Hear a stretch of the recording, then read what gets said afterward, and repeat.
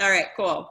So thanks, Leslie, for coming and being our guest today. You're welcome. Yeah, so exciting. So Leslie texted me yesterday. It was like, do I need to prepare? Is there anything? And we're just going to throw questions at you and answer what you're comfortable with. And it's really for, all agents and new agents to, one, get inspired by how you kind of came up through the ranks, and maybe some tidbits of, how it can help them in their businesses. Cool. So, yeah. So first question is, how long have you been in the business?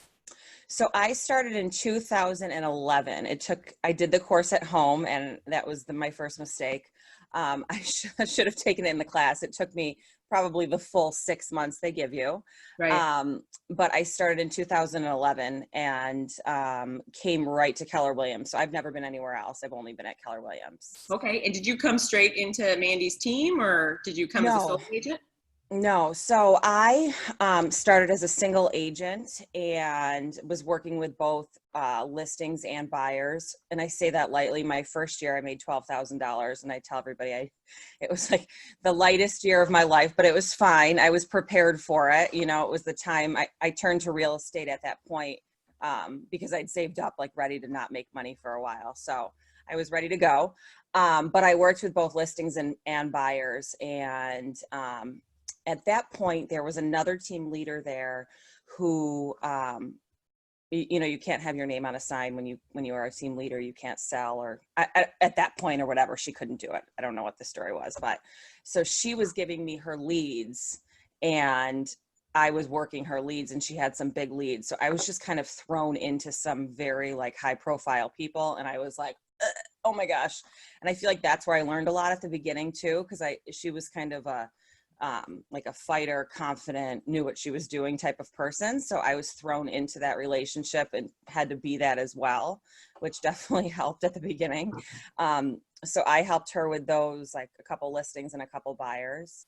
You want me to just keep going with where I am now? Yeah. Like, how did you end up then with Mandy?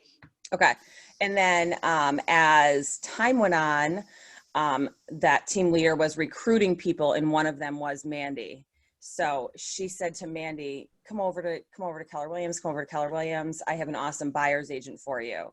And I'll take her off my leads and I'll give her to you if you come over to Keller Williams. Okay. So Mandy came, we literally hugged in an Mandy. office, and I'm like, hope it works out, and my husband's like, you can quit in a week and just go back on your own if it doesn't work. I'm like, okay, yeah, good call. That's cool. And so Mandy said, do you want to do the buyers and I'll do the listings? And here we are today. Okay. Yeah. So that was probably, 8 years ago now, maybe 7 years ago at this point. Okay. Do you ever see yourself going back to being a listing agent, or do you just love the buyers? I get that a lot. Like, do you ever want to be a listing agent? I did actually 2 listings last year, and they're just not my favorite. Okay. So probably not. So what do you think is the biggest difference between being a buyer's agent and a listing agent? I like being in control of writing the offer and not waiting for something. I don't like the call yeah, it's not selling because that's just not my favorite call. I would rather give the letdown call, which I've given a million times, of, we didn't get the house, we'll keep plugging along, that I'd rather give that speech than the I'm not sure why your house isn't selling. Now, I also was doing listings when it was not a market like this. Right. Where now I could probably jump in and be confident and fine about it. But back then, when things were sitting a little longer, that just made me anxious. Now, last year when I did them, it was fine. It just wasn't my favorite. And I still do them for random friends and, close family here and there. I'll jump on the listing side, but I still like the buyer end of it better. Okay. Even in this market, which is I know. For buyers. So this was going to be further down on my list of questions, but it lends itself to this, is how are you preparing your buyers for this market? Yeah, it's been rough. I say it from the start. I said, I know it's really hard to hear, but this is completely a seller's market. There are a ton of buyers out there. We are going to lose a few before we get something. I don't beat around the bush anymore. I feel like confidence is such a huge thing, and it took me a while to get there, but At this point, I'm like, okay, I know what I'm doing now. I know I can have that confidence to say to them, like, this is where we're at in the market. You want to buy a $125,000 house. You want to use the Home Buyer Dream program. You know, it's going to be tough, and we probably will lose a few, and we're going to try jump through every hoop we can to get you this house. Right. But that's okay. Speaking of the programs, do you, just because you specialize in that, like, do you really make sure that you are well versed in all of those types of, buying programs like the buyer? Yeah, I do, to an extent. I think I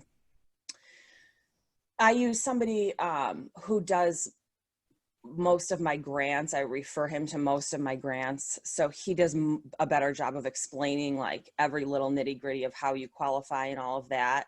I leave a lot of that up to, sometimes the lender who have done those grants before, but I try to make sure, at a buyer consult, if they come in and they say, which I usually know prior to the consult, but if they say I have $5,000 only, and I know we're going to have to use a grant, I'm making sure I have this, the specs printed out of what needs to be, what are the qualifications prior to that. Okay. Yeah.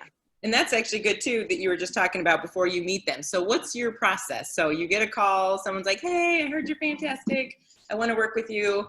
Do you go to phone interview first? Do you set up a meeting with them? What's the process? Yeah. So typically, I don't do a phone, full interview, but I'll do like a quick recap of where you're at, where are you living, and have you spoken to the bank, or are you cashed? I always like people to make people feel like, if they are cash, they might be like, I'm cash, I don't need a bank. So I want to give them the benefit of the doubt that they could be cash, and I don't know. So I always say, are you financing, or are you cash? Have you spoken to anybody? No, we haven't. And then I usually will, from that point, if they want referrals, I'll give them 3, and I'll connect them via email with those 3. Let them choose, let them run with it. Right. And then once we get the pre-qual, then I say that once we know where your range is, where your comfort zone is, then we'll sit down and we'll meet. We'll talk about what you're looking for, and we'll go from there. And then I stay on them. So I'll say to the lender, have you heard from so-and-so? Have you heard from so-and-so? Yes, we're talking tomorrow at 2. Okay, great. Let me know what you find out. And then once that, the lenders are pretty good at letting me know, okay, we just talked, they're good to go up to 140. I'll send you a letter when you need it. Then I'll reach back out to the client and say, hey, I heard from so-and-so. Sounds like you're good to go. When's a good time to meet? I made that mistake a lot at the beginning of just wanting the appointment so bad, meeting with them. And I'm like, what a waste of an hour. They have $1,000 to work with. Right. And that's a lot of people, and I understand that, and I'm cognizant of that, but it's better for me to prepare them even before they waste their time to say you can't. Yeah, absolutely. How do you feel about buyer's agency agreements? Do you require them? Now I do. Yeah. It's tough though. Like it's during this pandemic, it's tough because I feel like people haven't met me in person. Right. And even if we're not Zooming and we're doing a phone call, I feel like that's a little bit harder because, hi, sign this. You've never even seen me. Right. You don't even know if we click. Right. But outside of this, 100%. And I've come up with kind of a script for it that has worked, and it really just flows now. Okay. And if I sense people are, uncomfortable with it, I'll say, okay, just sleep on it. I'll send it to AuthentiSign. We'll work on how to use the signing portal, all of that stuff. If they ultimately don't sign it, do you usually let it skirt by, or are you like, unfortunately, we can't do business unless No, I typically, it really depends on the person. There's definitely times I haven't used it. If it's somebody that, I've worked with in the past, I'm not going to make them re-sign an agency agreement. But somebody new, I typically do. Or if I see, I'm pretty adamant about it, I would say. Okay. I'll say, hey, have you seen that thing? A lot of times too, guys, I'll say, once I see, if I mail it to them on AuthentiSign, I'll say, once I see that buyer loyalty I call a loyalty agreement. Okay. Because yes, I can share that script. Whoever wrote that. Once I see, what I'll say to them is, once I see that loyalty agreement come through my AuthentiSign, then your search will be activated. So I kind of make it seem like it's an online system without Right. lying and saying it's not an online portal, like an online all grouped together system. So I'll get their search ready, because you know how you can Yeah. look for a search in the MLS and it'll be saved. So as soon as I see that come through, boom, then I'll send it to them. Okay. Because that's what people really want, are the searches. So Right. they'll sign it. But I'm pretty, when I talk about that buyer loyalty, I say, you don't owe, money is the big thing. That's really what they want to know. You don't owe me any money. You are never Right. going to pay me unless, and I give them the examples of like a for sale by owner or Right. something like that. And I even write that in on the loyalty agreement underneath. I think it's D or A123, whatever you can check. Yeah. There's a line, and I write that in, like, you don't owe me any money unless there's da da da da da da da da.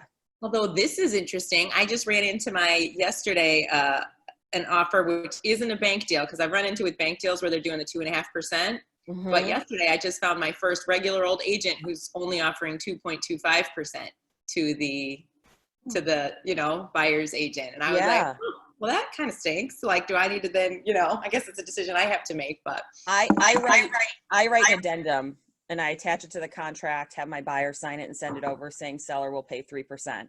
Because if the list agent wants to cut their commission to 2.25, that's fine, but I'm not cutting mine. And what I usually say to my buyer is, our team is a 3% team. Like, what we provide and the services we give you are 3% worth. And these are our careers, blah, blah, blah. I go on about that type of thing, but I actually put it in the contract. And I usually will say to the owner, I'll say, I'm sending over an offer. I added the 3%. If you have any issues with it, feel free. They can counter hire, to incorporate that amount. Right. I do explain it to my buyer. I don't want them to think like, oh, they came in, a $12.50 more. Right. There's no reason, and I explain that to them. And then I say to my buyer, if you want to come to closing with that, with a separate check, you can do that as well. As opposed to with the addendum. Mm-hmm, to make up that. And Noel, we've done that before where we've had, people will just write a check to Keller Williams. Kim, you've probably seen it too, or then it gets we have distributed. Yes. Okay, Yes. good to know, because that was the first time I'd run into that, and I was like, oh man, how am I going to deal with this? Yeah. No, I definitely put it in the contract, unless I miss it and then I'm kicking myself. I'm like, shoot, that was a 2.5. I didn't see it, But hey, well, this was the first 2.25. I was like, man, that's weird. Yeah. Yeah, it's a little crazy. So basically what you're saying is that you ask the seller to pay the difference, and if not, then your buyer does. Yeah, then I have that awkward conversation with the buyer. Right. Mm-hmm. Yeah. But I love that you actually try to get the seller to pay for it first. You don't just assume that because that's correct. Yeah. And I will say too, though, as far as the buyer part, it really depends on who the buyer is. If I've shown them 44 condos, I'm definitely asking them. If they found the house, they came to me and said, hey, I found a house I love, here it is. That's the first one I've ever looked up. I probably won't make a big deal about it. Right. I kind of just take it case by case. That situation's is very rare, but most of the times, most of the times they'll just write a check and send it. If that's right. Okay.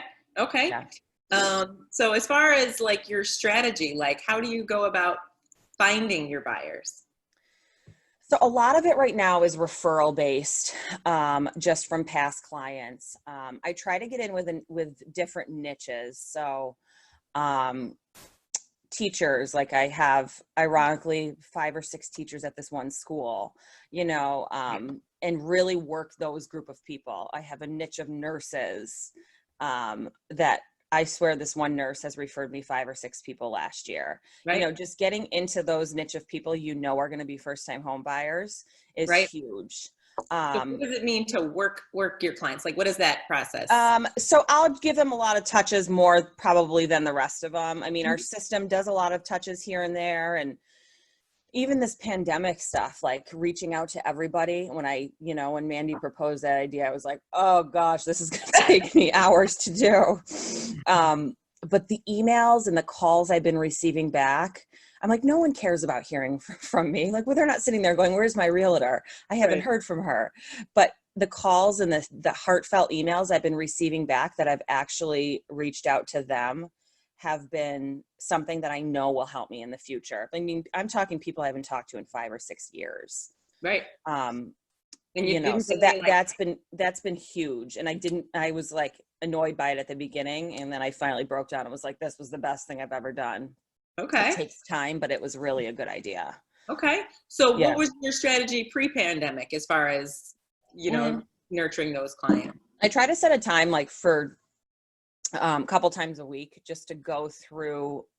I'm very, I keep track of like, the way I keep track of my income, I have like Excel sheets for every year I've been in the business. So I'll go back to those Excel sheets and look through my clients and just, shoot them a call, text, email, and just try to run through those. And I'll, every couple of months just to keep people not getting the stuff we're sending automatically, but just like that extra touch. Hey, was in your area, drove by your house, thought of you, and when I do that, I tell them that too. Like, hey, just passed your house, love your front porch. Right. Just anything. It takes 3 seconds to do that. And people, just to keep you top of mind. That's kind of my huge thing now. So you don't use the strategy of, do you know anybody looking to buy or sell? You're really just kind of putting it out there and just being, or do you? Yeah, no, I have before, but it's not my number one. My number one is just keeping the relationship we had while we were in the process, which I try to get, and I usually become friends with a lot of my clients during the process, and we're talking about other things, not just the sell or the buy of their house, Mm-hmm. So keeping that relationship and keeping, those conversations. Like I just wrote somebody yesterday and was like, hey, what was the hanging plant that you wanted for your back porch? And just little things like that, just to keep people engaged and, keep our relationship going. And 99% of the time it's genuine. Sometimes I'm like, how are you? How is your house? But you know what I mean? Yeah, absolutely. What do you think sets you apart from other agents? Like, and why you're so successful? I know Ivan, you asked if she's a capper. Yes, she's a capper. I think it took a while, but I think it's the confidence I have now. And it definitely, you almost have to like push yourself just so far out of your comfort zone.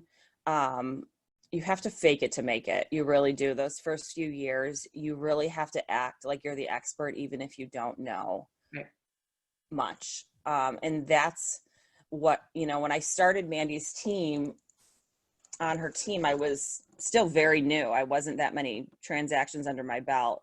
And she has that confident, bubbly personality. And we started the same year, and she was like night and day from me. Right. And for those of you that don't know, she handed Heidi and I like 50 transactions and then went to Canada with no cell service for 3 weeks to play lacrosse, and was like, hi, here are my deals. And we were like, oh my gosh, like I had no idea. So I feel like that really helped because I had to just jump into it. Mm-hmm. Karen, I see Karen Hilbert on the line here. I don't see her face, but just walking into people's office. Karen, I used to walk into your office all the time. Did I write this contract right? What do I need to change? Just asking for help, making sure that you just present yourself as though you are the expert, even if behind the scenes you're like, did I do that right? How do I write that addendum? I used to ask that all the time. Okay, do I have to add everything with all other terms and conditions to remain the same? Like, do I always have to write that? And now for any addendum, I'm like, oh, I'll make it up. I'll figure it out, where I remember being like, So I think just confidence throughout the years has helped me a lot. I used to get nervous when, you'd get the guys that have sold and bought many times, and they'd say, I have a few questions for you. Can you call me? And I was like, what are we going to talk about? Where now I'd be like, yeah, no problem. You have to go through it, and shadowing the people I did from the beginning, and even Mandy from the start, I think has helped me just a ton. So I would just say, continue to shadow, continue to use your resources, continue to do these trainings, because everything that you're learning, again, Karen, I remember sitting through an 8-hour how to write a contract class. They don't teach you that at the GRAR, how to write a contract. They don't teach you any of that. And I was like, what do I put here? Well, what if I put this? Well, what if I put that? And I still think of her almost every time I write a contract, because those were the things that she taught me through. But Karen Just says confident. that you always did your homework before asking questions and wrote great contracts and had great questions. I did. What I would do is I always would keep, and I tell people I train now, keep a contract for FHA, VA, conventional, cash. Keep it in your documents. So when you're writing the next one, you can easily pull it up, see what you put, what you did. And so, you just have that. Thanks, Karen. Thanks to you. I'd be like, Karen, what did I do wrong? A lot of tears, not gonna lie. Andrea's got her hand up. Do you have a question? I had a question about do you use the board form of exclusive right to represent the buyer? Or do you have your own form? The buyer loyalty, Yeah. I use the board one. Okay, but you didn't retitle it or anything. It's just what you call it. I just call it that, yeah. Okay. And do you take any kind of chance, like with people who are in a new build purchase price, that you maybe call and register them with builders in that town, or you just write new builds in where you write FSBOs like I do? Yeah, with new builds are so tricky because, some of them will let you jump in if you haven't registered, and others are like, nope, sorry. I think There's more nope sorries. Oh yeah, I know. I think, with like the Gerbers and the Ryans, I think I've done enough with them now where they would let me jump in if I've contacted them. But with like the Morels and those people like that, it's like, nope, sorry, you didn't do it. What do you do about Ryan? What do you do about Ryan's 2%? They will not break that. Okay, I just That wanted. is I couldn't break it either, so I'm just wondering if you were able to. Yeah, no, and I've done a lot of deals with Chelsea over there, and she's just won't break it at all. But at the end of the day, with new builds, it's less work for me. It's more work for Heidi, our admin, because she still keeps track of it like anything. But for me, I'm so hands off with that. I'm just writing responses like, "Oh, nice cabinets," that type of thing. So you don't. But yes, with builders, I make sure I try to, if they say, hey, I'm looking in Canandaigua, I'm looking up all the Canandaigua builders and saying like, finding my contact there. Developing those relationships is huge too, which is something I feel like took a few years, but I wish I had done sooner, is just making sure you find your one person that you can reach out at each of those builders. So you have that quick connection, like Steve Rising at Morale, Chelsea at Ryan, Doug at Gerber, like somebody I can just quickly contact and say, hey, Doug, I have Jane Smith here. Here's her email. Can you put her in your system? No problem. He'll put it in the system. I don't need to go through the GRAR form. He'll just put her in. So as soon as she reaches out, not only will they be under Doug, who's my preferred Gerber guy, but they'll be under my name too. Okay. And some builders have a length of time they'll keep them registered? I haven't come across that. Okay. Yeah. So you don't do the builder registration form, is what you're saying? I've used that form before. Yes. Is it on there? It's in the board forms, or you can grab it. I just didn't know if you used it as part of your buyer presentation when you get someone that's over that 250. They sign it with the loyalty agreement.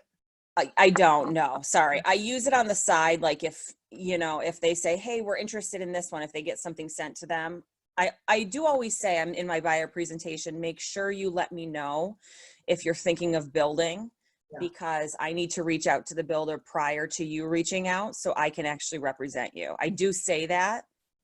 Most of the times they'll follow it, but I'm on the back end sending all the builders those forms that I feel like will come up. Okay. How do you handle the buyer coming back and saying, well, the builder said if we just went through them that they would save they'd be able to save more money? I haven't had anybody actually say that to me ever, thankfully. I'm sure they're thinking that. Doug, so I do a lot of Gerber new builds, and Doug over there flat out says, I usually will meet with all of them together, and he flat out says with them, whether you have Leslie or not, your price is the same. Like her amount is from another pot. So that always makes me feel like, okay, I can breathe. They don't think that they would have saved 3%, which I really think is a good business practice of theirs to say that. So the client still feels, protected on the one end, and not like they would have saved money on the other. Did I answer your question? Yeah. Oh yeah. Cause I've heard it the other way where they've flat out told the buyer, do you know what I mean? Well, if you just write it through us, Do you know what Yeah. I mean? Like you'll Yeah. save money, you know? I know. And I try to, the builders I work with are pretty good at making that clear. So, and I'm sure there's others that aren't, behind my back, but what are you going to do?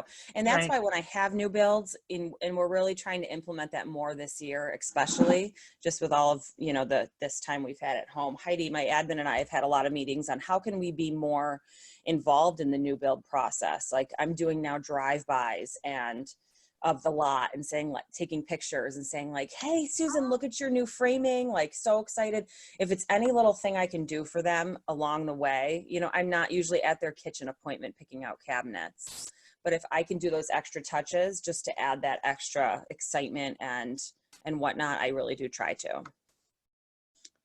Yeah. It shows your value that there's a reason. Right. I'm trying. Yeah, exactly. Yeah. And I think having, somebody reach out to them and say, hey, your construction loan's closing, all of that stuff, just to feel that like they're organized and not doing it on their own has been a big thing too. Okay. Yeah, for sure. Okay. Patsy asked a question about the Dream, Jay, I hear, oh, sorry. Who's your go-to grant person and at which lender for the Dream program? Oh, Joe Petralia at GRB. So Joe knows like everybody in the city and he has their back numbers. It's anybody you can find with a connection, go to, because there's always a time you need it. And Joe knows Lisette in the city. He knows Oscar, the inspection guy, and he has all their direct phones, and that's huge for us. And he works very hard. So we've been pleased with him. But I've done it with a bunch of people, but Joe's probably my go-to. Julie Vella's good at Family First. CNB, any of those guys are good. So Okay. you really can't go wrong, but I feel like Joe keeps me in the know of, he just said to me last night that July's almost closed out now because each bank gets a certain amount. And now we're looking into August already, and August will take 2 weeks and then that will close out. So. Right. And it's good that you know that. It's kind of like a little bit inside information. Right. Right. Because I have a girl talking to him today and I said, heads up, if we like a house, we really have to jump on it quick because, the July's closing in and August will go quick as well.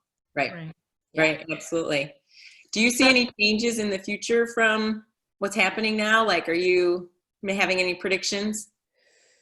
I hope we stay a little bit more virtual than we, like this. I think it's been nice. And I say that from the showing end, so you're not driving all around the earth, showing houses. But I think there's some talk about people doing videos first, check out the video first. If you like it, then book a showing, which I think will probably happen for a while. Because even if we open up fully, I don't feel that a lot of sellers are still going to be comfortable with people going through their houses at the rate they were before. I think open houses will take a while to get back up and running. Right. Yeah, that's kind of how I feel, I'd still like to be able to do a walkthrough, that type of stuff. We're one-on-one with one buyer and me, like, I feel like that is fine. But I feel like the beginning showing should start with a video, and I hope it stays a little bit longer. Mm-hmm. I think I think if people continue with it, more will just catch on. Yeah. Have you found your buyers? I mean, I found my buyers so far, they're actually picking it up pretty seamlessly. Like, it hasn't been a huge educational transition for them. Have you found the same thing? So at the beginning, I found people were hesitant about it. And then when we started doing you can see the house within 24 hours after acceptance, that was a whole new ball game. And people are like, wait, I can see it and I can still back out if I don't like it. Yes, you can. Okay, then I'll do it. Right. Yeah, why not at that point?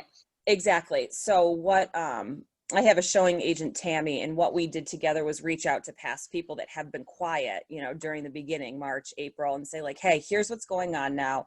We wrote a little blurb, copy, paste to all of the clients that we haven't heard from and said, here's what we've been doing. It's been working. You can walk free and clear if you don't like the house. And we just got one accepted last weekend for somebody from that group of texts, just saying like, okay, cool. We didn't know that. We're ready to go. So they just don't know. They think we have to buy a house sight unseen. Right. I've only had 2 people in this whole pandemic buy sight unseen because they were out of town. Right. And one, their dad even went through. So that doesn't count. So Talk to us about your showing agent or showing assistant. Is that one and the same? Yes, she might And be how on do you here. work Tammy, are that? you on How does here? that work for you? Well, it's, on. oh, she's on. Yeah. So it's been awesome. So Tammy does not come to my buyer consults. I go to the buyer consults alone. There's just not really time for that. And I talk through how our team works. And I talk about Tammy at the buyer consult and say, okay, I do have a showing agent, Tammy. What I typically do, if they say their best mode of communication is email, what I'll say is, I always ask that. Or if they say it's text, I say, what I'll do is I'll group me, you and Tammy in together. If you have any questions about a house, if you want to see a house, if you want to know how old the furnace is, anything you have, write it in the group text. One of us will respond to you. I feel like in this market, it's good to have two people to work off of instead of just waiting for me to respond. One of us will look up your questions, we'll get back to you. And then when you want to see the house, we'll say, okay, great, it's available. You tell us what days you're available. One of us meets you there. And I say that, and it's 98% of the time Tammy meeting them there. But it sometimes is me. I'm not done with showings, but it can be me too. And then I say, we both go over roof, window siding, furnace cracks, how old, how long, all of that stuff. And then when you're ready to write, it's all me. I take it over. I run the comparables, take you contract to close. So that's how it works with Tammy. She does end up doing, what do you think, Tam? 95% of the showings. So that's been very helpful because then I can be on the back end. If I know it's a hot house, I'm already prepping it, running comps, getting things ready, having buyer consults, catching up on paperwork, doing addendums, all of that stuff. And people have been really responsive. Have I lost one or two maybe because of the model? Maybe. I can't even think of anybody off my head that I've lost because of it, but it is a game changer. So it was the best move, I've made. And we've had struggles. I had one prior to this, who, wanted more of a set schedule. And in this business, real estate's not a set schedule. So showing agent or not, it just wasn't her career. So that's been difficult. And that's, with Tammy, I don't want to lose her. So I'm trying to be more cognizant on, okay, I'll take Tuesday, Thursdays, you take Monday, Wednesdays, and we split a weekend day. And that's what we really do try to do, throughout the year when we're not in this crazy world. Do you find it difficult to write an offer on a house that you haven't seen? Like, how does that work? And do you go to the inspections or does yes. she? Okay. Yes. No, and I can usually read a client. If they feel like they want me to see it, I'll pop over and see it on my own time if I have to. Right. I have one guy that always is like, now can you come see it? If I can, I'm like, oh yeah, sure. And I'm saying I trained Tammy. She's saying the exact same things I'm saying, and he's like, wow, you guys sound the same. I'm like, yeah, we do. We say the same things. But I don't find that that's tough. I feel like, unless it's Kim, I will say if it's out in Stanley, and I don't know that area, I will try to make an effort to get out there, because if it's North Winton Village, I don't need to see the house. I know what that house is. Right. You know what I mean? Like you've sold enough out there to know Yep. what that is. Yeah. I'm sure to some degree you just got to get used to, in some sense, giving up some of the control, right? Like, you're putting it in her hands, to find the house and make sure the clients are happy. I guess that's kind of like a full-time agent and an admin, right? Like, differentiating and, passing off some of the duties, if you will. Yeah. I don't have problems giving up that control. I'm like, run with it, girl. Take it. I trust you. I'm sure in my head it took a little bit of time. But at this point, we're on a group text together. So if I'm not there, or I'm doing something and she's responding, I can see what she's saying, or, she'll back text me and say, want me to try to respond just to practice. And I'm like, go for it, run with it, and so at this point now we're kind of a well-oiled machine. She knows what to say. She knows her stuff, but it does take some time to get there. Yeah. And she gets paid from you? Is that how that works? Yep. So she gets paid a percentage of every deal. Okay. Yeah, whether she shows one house or 44 houses. Now, She what still if gets she's paid. not involved in that deal? Is it just kind of like because she's your assistant, she gets paid on all your deals, or only ones that she's involved in, or she's involved in all of them? She's mostly involved with all of them. There are a few sporadic people that she's not involved in. But so no, she wouldn't be in on those, but she's in most of them anyway. Okay. Yeah. And during all of this, she's been nonstop, like sending videos to people, looking up houses, so I don't know what I would do without her, because she's not showing right now, but Right. we have found a great role for her right now because I'm homeschooling a 6-year-old, teaching how to read the long O and the short O. What's so hard about that? Right? It's so easy. Lynn asked, what my sellers do not want showings in phase 2. Do you have any thoughts on that? On how you'd approach that? I think we're going to see a lot of that. I would get a video out there and just continue to do what we're doing because I feel like that's going to be common. There are people that are more loosey-goosey and others that aren't. But I would stay, have your sellers get that Matterport or some sort of whatever you guys use for videos. And I was going to ask you that. keep it the way it was. Do you think that your buyers prefer the Matterport or traditional video? Tammy, what do you think? I haven't had feedback think- about either, to be honest. Yeah, I've gotten I think they like, I think they like the walkthrough, like someone just walking through and feeling the flow. But then the Matterport is good too, because you can stop where you want and look around. And so I don't know. I think both are great. Some people are doing both. Right. It depends on who is doing the Zoom one too, because sometimes they're like, here's the kitchen, here's the bathroom, here's the porch. And I'm like, wow. So I'm like Yeah. dizzy, Yeah. Feeling sick. Yeah, I'm like, slow down.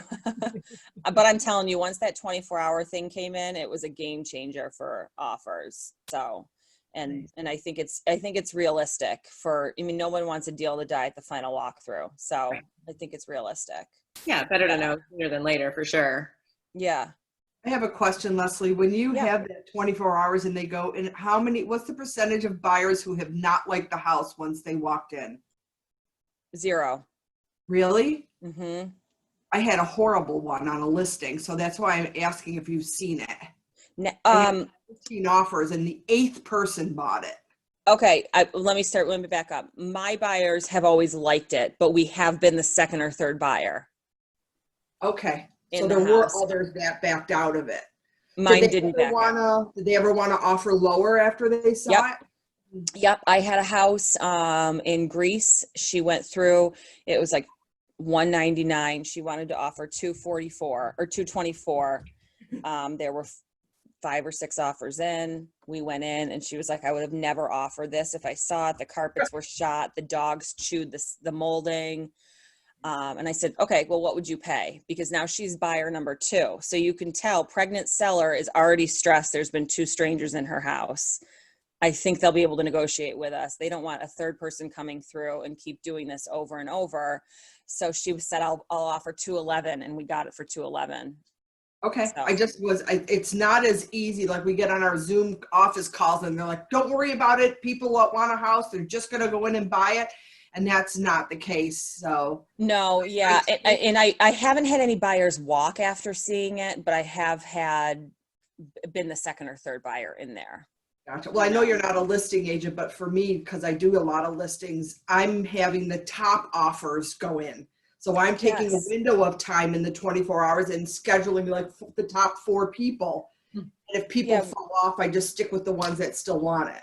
Yeah, we've seen that too, where they'll pick the top 3 and then the top 3 go in and then they choose from that. Or they'll say you're number 2, one's walking the property at 4 p.m. Number 1's walking the property at 4. If they don't like it, we'll call you back. Okay. So they'll keep us in the know about that. like I said, we've only had 2 people not see it. And the one person that didn't see it just did their final walkthrough the other day. And they're like, wow, it's a lot older than we thought. I'm like, "Eee." I had my first one yesterday, a walkthrough of a sight unseen, a final walkthrough for a reload client. I was anxious the whole time, but they Mhm. we were Me good. too. I'm like, I'm so sorry I can't be there. Yeah, my girl's there all alone with a baby strapped to her trying to find the water meter. And it's like, oh my God. I know, you just want to be there helping them and oohing and eyeing with them, but Thank you for that. yes, yes. What other questions were there? Mel? Somebody came back to that dream grant program. What's your success rate winning offers with that program? Oh, I don't have an exact percentage. What I always do with that program is if the people have the minimum amount of money without that program to put down, I do not even put it as a contingency in the contract. The less contingencies, the better. So if they need, 20 to put down, they have 20, but they're still going for the grant. I'm not putting that as a contingency, the grant, because they can still close without it. Okay. And that's how a lot of my grants have gone recently. I always make sure that I have the lender call the list agent on a grant client and say, this client is good. We have spots left. We're good to go. So Joe's calling the list agents and saying that to them, like, hey, I represent Jane Smith. She's working with Leslie. She's good to go. I actually have the lender call the list agent on most of my multiple offer situations. Okay. Even grant or no grant, just to say, Right. hey, I'm working with That's Leslie. excellent. She's a great client, with the client's permission. And they all say, yeah, that's fine. Right. The lender will call that person and kind of give them a buffer of like, they're good to go. They're solid, good credit score, all that Right. stuff. And that I think has helped a bunch because I've had people say, oh, I heard from your lender and that's such a peace of mind. Thank you. So that's what I learned that a couple of years ago at one of those trainings. So I thought that was a good tidbit. And so I do have that happen too with the dream program because people get worried, are they on the cusp? Are the spots going to run out? Are they at, 60,000, they can only make 62 or whatever the case is. Right. Right. But so smart that, like you said, if they can go non-contingent on that, you put that. Oh yeah. I definitely don't put it in. If they have the cash, even to rework it with less down, I do not put it in there. So, and I'm upfront with that. I'm like, we do not want that in there at all. If we can avoid that, you can still apply, but we're not going to put that in there. Right. Right. Sure. How about no inspections in this new see the house world? I mean, it's just been such a, the no inspection deals are the ones that are winning. Are you more cautious with your buyers, or it's just kind of Yeah, that's so tricky, and I get that. What do you think if we waive the inspection? I never, I still get. I had a guy write me yesterday. Oh, our AC didn't turn on. I'm like, when did you close? Like, you closed in 2018. Like, I'm so sorry your AC is not working 2 years later. So they will always come back to you. And so I really am upfront and honest and say, hey, if you don't do an inspection, like, we can't be asking for things at the final walkthrough. You chose to take the house like that. If they are like, oh, we're going to waive it, I'm making sure I know exactly the mechanic ages. Sometimes I'll even throw in a furnace clean and inspect only, just in other terms, and that'll make them feel happy, like just having something in there to know they have a clean bill of health for that. And if we're up against somebody without an inspection and just have a furnace, that's not a huge deal for a seller typically. They're like, right. Oh yeah, we'll get that cleaned, Right. But we've had a ton of no inspection deals lately, for sure. We always say, do you have contractor, uncle, dad, brother, anybody, that can look at foundation? And it's not like the pipe under the sink has a slow drip. It's not that stuff we're looking for. We're Right. looking for the big ticket items, electric box, foundation, stuff like that. Do you have anybody in your family, friends, circle that you can bring on this showing with you once, to see if they can see any red flags? Yeah, absolutely. Sure. Oh, here's a question from Tammy. Do you have a client with the NACA program? Is it hard in this market? I have had NACA before. Not in this pandemic market. It was last year we had 2 or 3. That's a tough program, but it works. It's just tedious. It's a long process. They ask for a ton of stuff. It's kind of a confusing process. Yeah, you had two in that. It is multiple inspections, Lynn, right? It's really difficult. They have like a set of inspectors. They're approved with NACA. You don't get the report. NACA gets the report. They dictate what needs to be done. You're very out of the loop, I felt like, in all of processes of those transactions. NACA right now, I feel like would be a little bit tough, in my opinion. I have thankfully not had any out-of-town attorney. Yeah, it's one thing after another. Yeah. How about I mean, it works. It works. It's still kind of hard for me to explain. I don't really understand how the Can whole I thing just works, say but something about NACA that I found out? So I had a NACA buyer. It was my seller is a realtor in another state, so she knew everything. So she wanted to price the house. She priced it a little high, and the only offer we got was a NACA buyer. So we couldn't discount it because it's discrimination if you don't take the NACA person. It's the only person that you have. So just keep that in mind. It falls under discriminatory lending yeah. if you don't take them and you don't have a reason not to take them. But it was a disaster. It was so drawn out. One was 2 months late with the closing. That's how we were supposed to close in April last year. We closed at the end of July. Oh my gosh. The other one closed within 2.5 months, but they're such a process. And everybody in that office, there's one guy, Mike, you can talk to, but he calls you at 7:00 at night. I mean, it's a hard program around here because there's no real local people to talk to. I even sat in a seminar a few years ago about it, and that seminar was confusing. I mean, it's tough. Chris, were you there too? What is Yeah. NACA? We have a question here. I've never dealt with it either. Neighborhood Assistance Corporation of America is what it's called. So it really is, it's almost like 100% financing plus money to do the house. So I really haven't had an appraisal issue, but there are people who need the program, just like the grant program. So I hate to discount it because it really is for lower income people who wouldn't otherwise, and lower credit scores, and they don't have to come to the table with any money. So NACA's really careful about who they lend to. So the process is just torture, just to make sure these people would be able to pay the loan back. Right. But I would just tell you, there's people who need it. So I hate to say discount them because, I hate to do that to anybody who wants the dream of home ownership. Right. How about 203K rehab loans? Have you dealt with them, Leslie? Yeah, those I've dealt with. Those I like. I mean, if you find a lender that knows how to do them, those can really be done well. I mean, I've had people say, hey, let's make this a 203K. Let's get a couple contractors in here. Let's get some work done that we want. We have time. We can wait for the work to be done. I've done those a bunch. Those are great. Those are really good. Yeah. Okay, cool.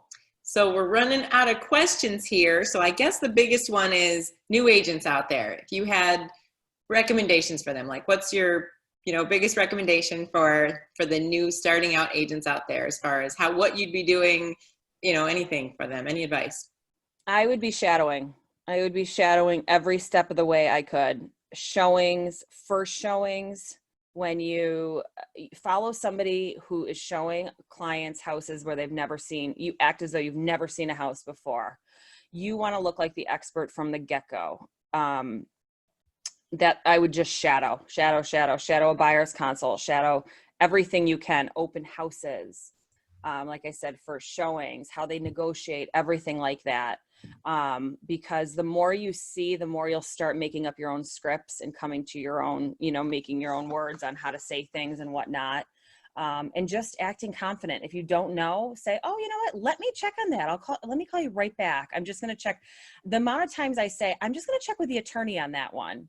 And I'm calling somebody that's not an attorney. I'm just saying, like, just to ask for help when you need it is huge. Jump into a Karen Hilbert's office, jump into somebody's office and say, hey, did I do this right? Would you do this differently? Can you think of another way? Because there are some deals I'm sitting there going, okay, if they close on this date, if they, you just need a little bit of like, hey, can I run this by you? Find those people that you can turn to with questions and utilize them, because that will just help you grow and make you more confident. And then you'll get through that situation and think, okay, I got through that one. Now I'll know that for the next time. And that's kind of what was huge for me when I first started.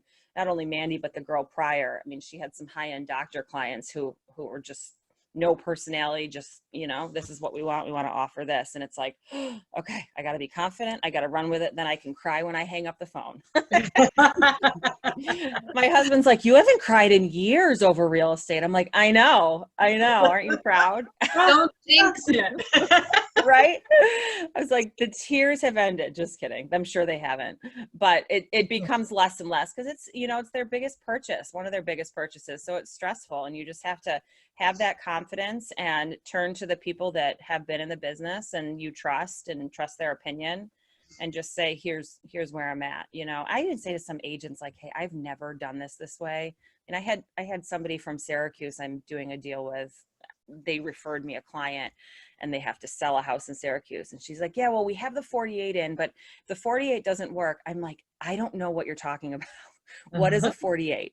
You just have to have that poise to say, like, can you just explain that to me? Maybe not to the client, but to somebody else that you can trust. So that would be my advice: confidence, and just shadow everybody. How about being on a team versus an individual agent? Would you say most people should start on a team first to learn, or that they can do it either way? I think that's personal preference. A lot of people say, like, I like working alone. I can do it. I can have the motivation. Myself alone versus a team, I wouldn't be held accountable for anything. I'd be like, oh, maybe I should go for a run. Oh, they'll do that later. Where a team, I'm like, well, I got to get this done. It helps give me a little bit more push. And I think that helps a lot of people. So it's really just personal preference, in my opinion. Yeah, absolutely. People like the interaction, especially if you're coming from corporate world where you're sitting with a bunch of people every day in an office, and then you start real estate. It's kind of like you're at home, like, okay, Right. now what, So having stuff like this and having people to just bounce ideas off of, I would say be in the office more. I was in the office a lot more at the beginning, especially just running into people's office, listening to them talk, listening to how they write things, say things, just hearing all of that around you helps you learn as well, and using your resources. Do you schedule your day in a certain way to keep you focused? Do you like have a, from 9 to 11, I do this and this and this, or? I'm a little bit, in full disclosure, a little bit more by the seat of my pants, just because things come up. But in a normal life, I'm a little bit more like that, because I have daycare on certain days and not certain days. So, but right now it's kind of like who's where, what, okay, so yes and no. I try to be, for sure. I know, like 1 to 4, I'm all work because I have children napping. So that's good. The mornings are a little spotty. The evenings are always good after 7, so it just really depends on the day. Okay. That's a weakness of mine, is time management. I need to work on that every day, all day, which I think that's common for a lot of people. Lynn says, what do you say about sellers who text you, we went with another offer? It makes me nuts too, Lynn. I say I hate the text. I don't say that, but I wish I could get a phone call. I mean, I hate the text and I hate the mass emails. Right. Pick up the phone and just tell me. I do too, Karen. I ask to be a backup offer, but I also ask for any indication I can give my buyer as to why we didn't get the offer. I can't call them and say, oh, we didn't get it, because then it's like, well, why? And I know they can't give me details, but they could say the terms were different. Okay, so there's maybe a different, they were conventional, we were FHA. They maybe waived the inspection, we didn't. And I can give my buyer some ideas of how these other people are winning, against us. So that's especially if you have buyers that want what they want, especially maybe not so common now, but people that think that, they can go in and lowball, or do you know what I mean? They can lowball and they can ask for X, Y, and Z. So it's like after you hit that wall a few times, it's nice to get that feedback saying, well, it came in open asking and no inspection and whatever. Yeah. And that happened to me last week. They wanted me to mark chimney, pest, regular inspection, radon, everything. I mean, I had like other pool, I mean, you name it. I was doing 17 inspections.